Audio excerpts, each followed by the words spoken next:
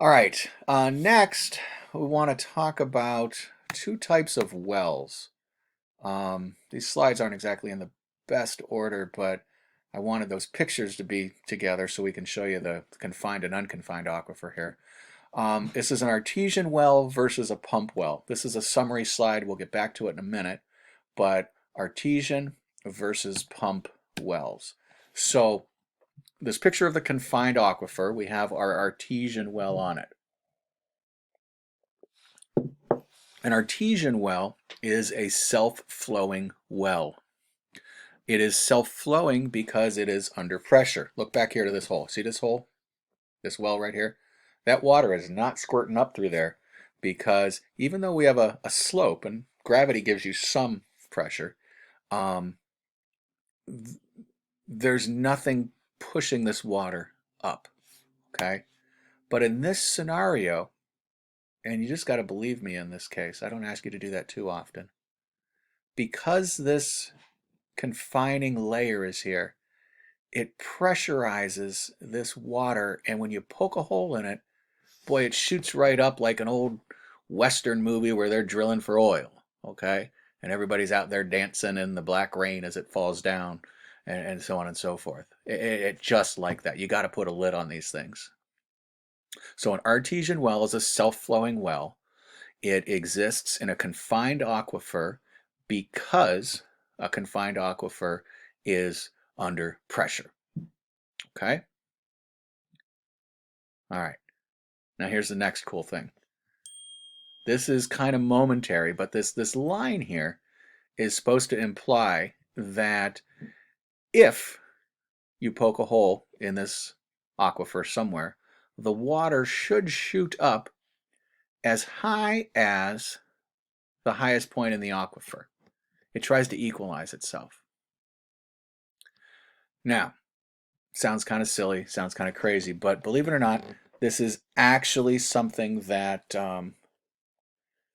you can do with a little experiment at home. So what you'd need is a funnel and a length of tubing, rubber tubing, okay, and some liquid.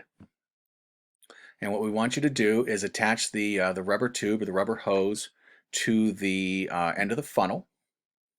You're going to need a helper here. And then I want you to put one end of the tube in one hand and the funnel in the other hand. And have your helper person slowly fill up the funnel with a liquid. Okay. You may have to take your thumb off of the end of the hose. Well, you should have your thumb on the hose, by the way, so the water doesn't flow out, right? But so let some air in and out, burp it a little bit, let it fill all the way up, okay?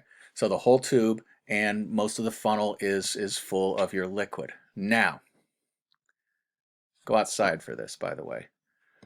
With your thumb on the tube, raise the funnel up like you're the Statue of Liberty, and remove your thumb from the tube. What's going to happen?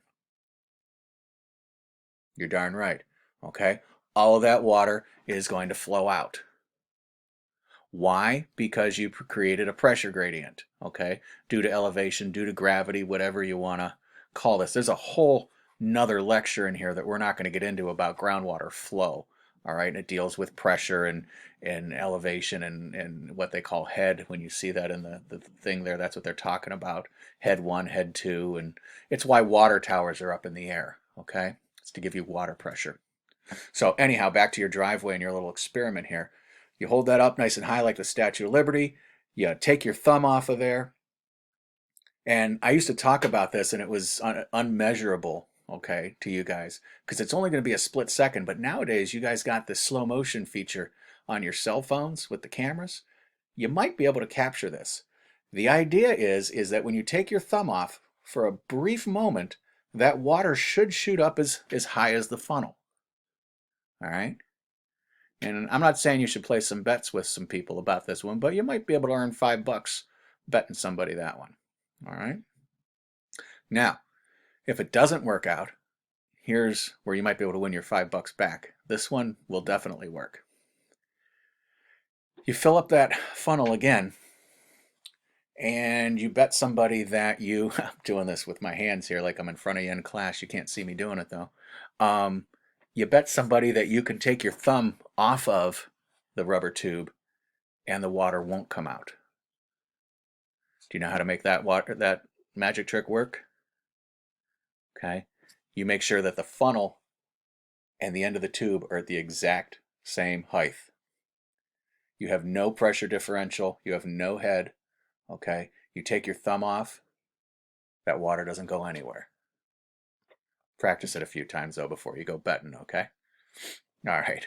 So, anyhow, artesian well is a well that's under pressure, okay? The pressure comes from the elevation difference, what they call head, and you got to cap these things up or you will drain out your aquifer. And as we just talked about, these aquifers are very hard, a pain in the butt to fill up.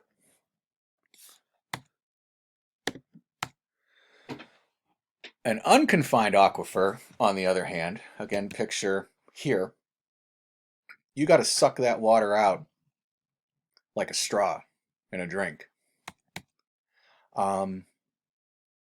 Usually, you have an electric pump. Nowadays, you have an electric pump.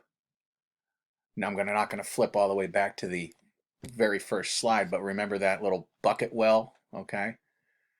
You used to either have to crank a bucket down and fill it up in the well, or there would be a hand pump. I grew up in the 70s and the 80s, and in all the parks there was a cast iron pump well. Hold on one second, someone's at my door. Sorry. Hi there, folks, and we are back talking about groundwater. I will be honest with you, it has been a couple hours since I recorded part 2. I said someone came to my door, and then this happened, and another thing happened, and another thing, and well, here we are, as I said, a few hours later. So we were talking about the difference between artesian wells and pump wells, and I think I was talking about how when I was a kid growing up and you wanted a drink of water, you had to go over to the pump well and pump that handle up and down till some lukewarm water came out, and so on and so forth. All right. Nowadays, we talked about people going out to the lower a bucket into the well or having a pump well at the sink. Nowadays, you've got an electric pump, hopefully with a some sort of backup generator for it in case the power goes out. You'll still want water, but most folks' wells are this kind of well, pump well, and the water needs to be sucked out of the ground. That's fine. You can generate artificial water pressure. It's no big deal at all. Like I said, unless the power goes out, and then you do need to have some backup plan. Anyhow, we do get one unique scenario with a pump well that you don't see with an artesian well, and it's right here. It's called cone of depression. And what happens is that the area around the pipe, the well itself, gets cleared out first. It's closest to the sucking, if you would, and that's the area that gets cleaned out, leaving the surrounding rock to have to fill it back in. And if that sounds kind of weird, you're actually very familiar with this. Just think about the last time you had a slush puppy, Slurpee, whatever you kids call it these days, and you're drinking it, and then all of a sudden you're sucking air, right? And you feel your cup, and you're like, no, I know there's still slush puppy in here, and you look down, and sure enough, you cleared out the area around your straw. Okay, and what do? You got to shake it a little bit, get the ice all settled back in. It's the exact same idea. Your straw is just like the pump pipe here. Usually not a problem. Again, if they're drilling a well on your property, they're going to measure. This is permeability related, of course, flow through, right? They're going to know your permeability. They're going to tell you, yeah, you've got a strong enough flow to support this, so on and so forth. Where it can become a problem is, say, like a holiday weekend or something like that, and you're doing maybe extra laundry, extra dishes, you've got company. there's extra showering, extra toilet flushing, all that stuff.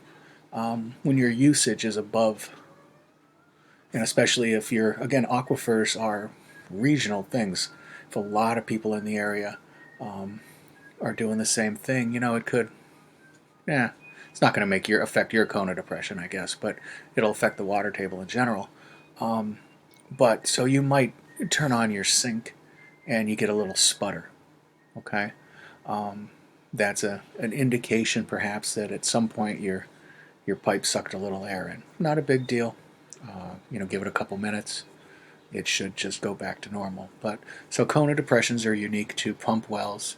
And just a reminder, pump wells are from unconfined aquifers. And in general, we like unconfined aquifers because they're easy to keep full of water. We don't mind having to pump.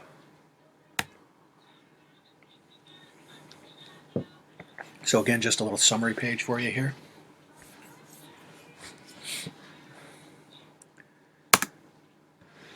All right, we talked a little while ago about springs, and I just want to touch back on them.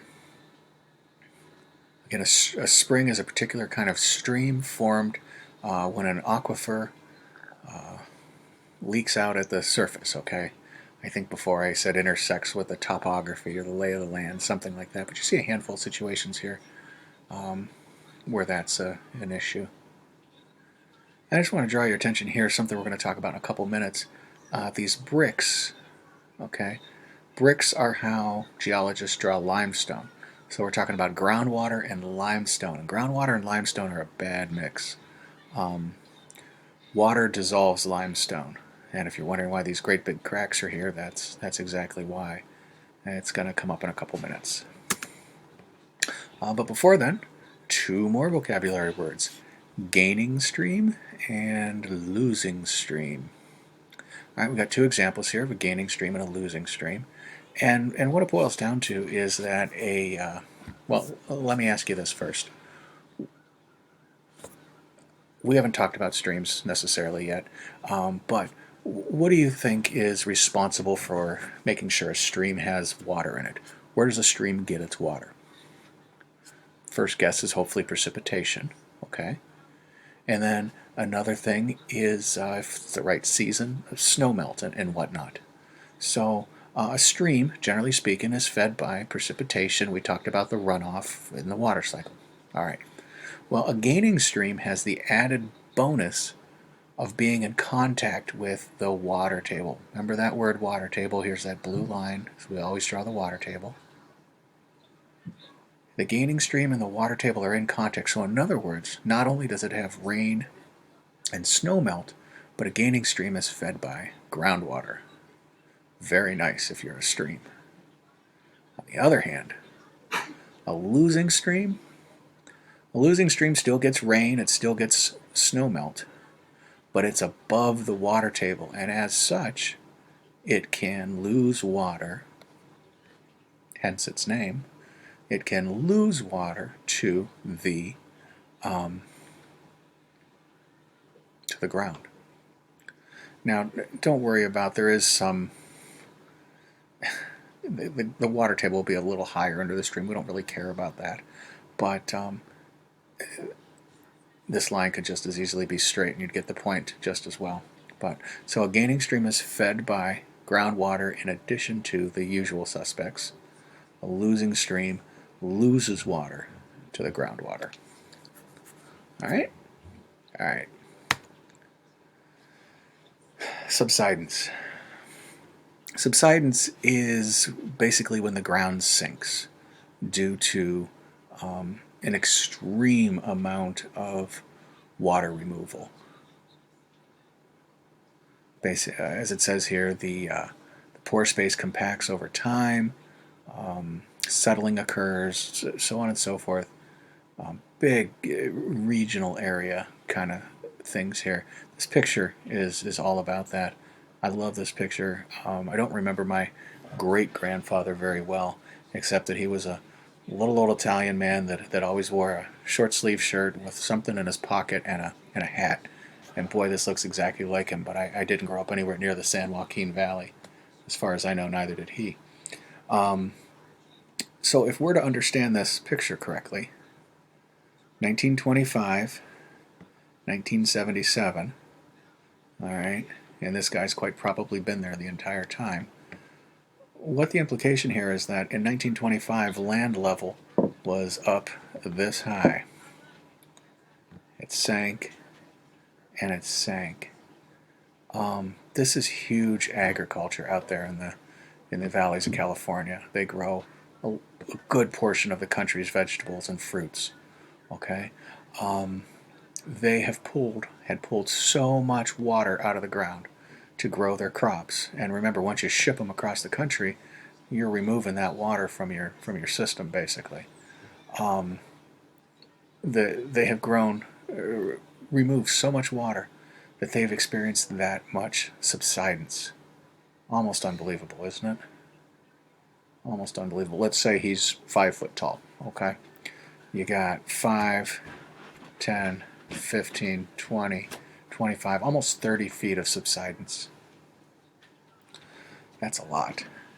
I want to take a moment here to talk about another extreme example of sort of subsidence. You don't hear about it so much now, but a few years back they had a giant hurricane down in New Orleans, and it came up for the general public, for the rest of the world to find out that New Orleans is losing land like crazy. Okay, and they use the word subsidence an awful lot. Everyone in the earth science world already knew, New Orleans was sinking and or losing land, but it got a lot of publicity at that point when the hurricane hit. And it's not entirely what's going on there. Yes, there is some subsidence going on, but additionally, there's a big problem. Mississippi River empties out right there.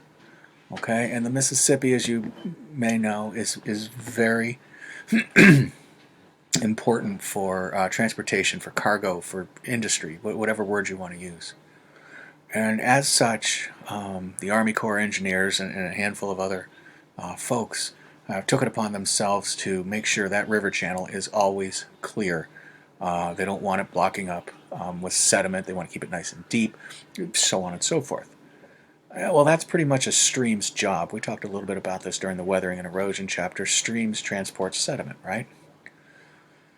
So, if they're capturing all the sediment upstream, removing it, putting it wherever they're putting it, think about what's going on down at the end of that stream where the sediment has been being deposited for thousands and thousands and thousands of years. The ocean's down at the bottom, right, lapping against the shoreline with its waves, and waves are destructive. Waves are weatherers. They can erode a little bit as well, but they're breaking down the land. So New Orleans is being erased by the waves. Well, over the centuries, the sediment load coming down the stream would sort of balance out the weathering aspect of the waves, and they had sort of a stasis.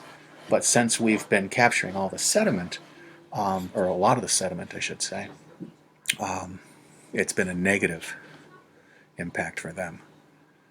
Now, maybe things have been remedied in the last decade or so. If I could think of a solution, I'm sure, the folks in charge could have or should have. But you would think they would have been taking the sediment they were dredging from the channels and deposited it down at the end of the stream where it naturally wanted to put it. But I have a feeling they want to keep the, we'll call it a bay for lack of a better term, the entrance to the Mississippi open and deep as well. So maybe, again, we put commerce before common sense there. But anyhow, you'll hear a lot about that going on down there. So, okay, last topic. I mentioned limestone and water is a bad mix. We got a word for it. It's called karst. All right, karst formations, karst topography. Karst defines Karst is defined by interactions of limestone and water. So let's just look up here. We'll call this time 1. Rocks are old, rocks are cracked. You know that by now. Okay, so water gets into these cracks, but limestone dissolves very easily. So the water gets into those cracks and makes them bigger. Then that much more water can get in and dissolve that much more of the limestone, and sort of logarithmically increasing from there. Well, that's all fine and dandy because it's full of water. Until something happens and the water table changes. All right, and on average, it's way below all that area that it dissolved out, leaving unsupported huge openings. All right, now, for the most part, they remain buried deep down. There's plenty of rock up here. It's not a problem. In fact, we tend to really appreciate it because it grows these cool things, stalactites and stalagmites. Remember those? You heard of those before. All right. But there's an evil side to karst that we'll talk about in a minute.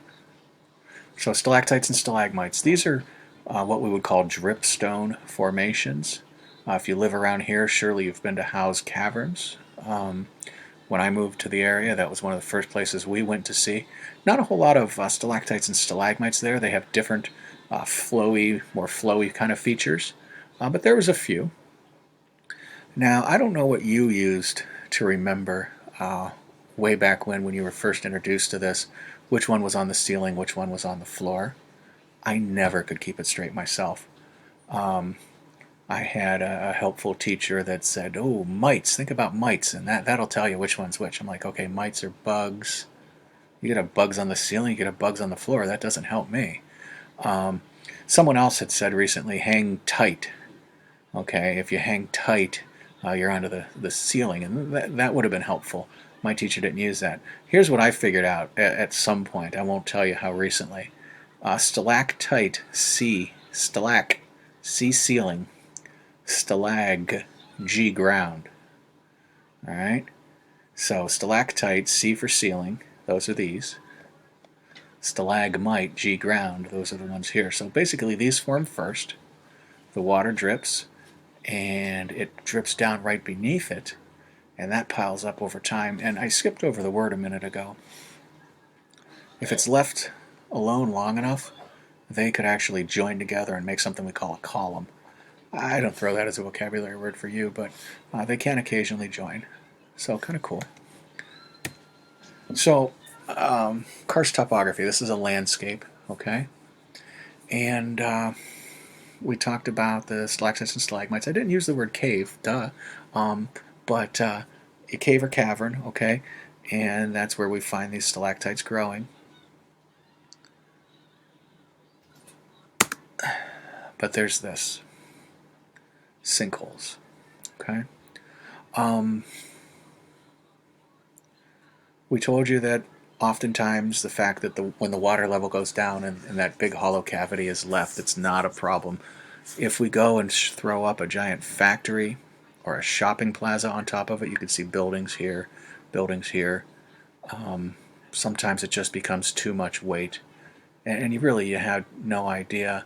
Nowadays, I suppose there's all kind of ground penetrating radar, and they could do a sonar study, or Lord knows what they can do. But forever, we had little to no idea what was underneath us, especially way deep down. And sometimes maybe when they built this structure, there wasn't a problem.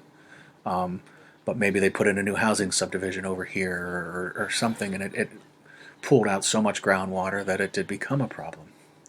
So sinkholes are when the ground collapses due to karst. You generally get zero notice, zero warning. There can be pretty horrible things, especially when they just swallow. This could have very well happened during a work day. You look over here, here's a highway. Not a highway, but a pretty big road. Looks like 2 lanes here, 2 lanes there. Maybe not a turning lane here, but this is a 4-lane road. Just to give you some idea of scale. This is monstrous. Just like we did with subsidence a couple minutes ago, I want to give you a quick example of when this term is misused, sinkhole. And it's funny, I've lived here for about 17 years now, and I tell the story that I've lived in a handful of different cities over the years teaching.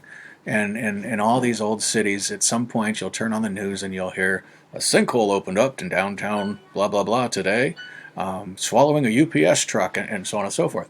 Well, I said, I hadn't heard that since I've been in Utica, and I'd always knock on wood for them. And just this winter, I think it was, sure enough, over in West Utica, I think it was, road collapsed. Sinkhole opened up on the news, at least they say. Sinkhole opened up on such and such street. I don't think a car fell into it, thank God, but here's the problem. It has nothing to do with limestone. It has everything to do with water, but nothing at all to do with limestone. Think about what's underneath all these old city streets. Old pipes. Old pipes, unfortunately, are leaky. And in this case, I think they blamed it on a water main break. I'm not sure what happened first, if the dripping collapsed and then the collapse broke another pipe. But at any rate, remember, moving water transports sediment. So what happens is when these pipes leak, especially for a long period of time, they hollow out the area underneath the road, and some poor sap pulls up in his UPS truck full of Christmas presents or whatever, runs in the subway, goes and gets a sandwich, comes back out, his truck's in the road. Okay. It sometimes, it's just something simple like a big heavy thing, parking on top of it, a garbage truck driving by, that's just the straw that broke the camel's back. But we always use the word sinkhole, okay, because that's something everyone could wrap their brain around. But just so you know, next time you hear it, hopefully you won't hear it, but next time you hear it, it's got nothing to do with limestone. More than likely, it's pipe leaking. So, all right. So that wraps up our groundwater chapter. Again, if you see some other stuff in the book, you're likely to. I just chose not to cover it this semester, especially the stuff about flow. All right. If you have any questions, though, as always, please feel free to ask.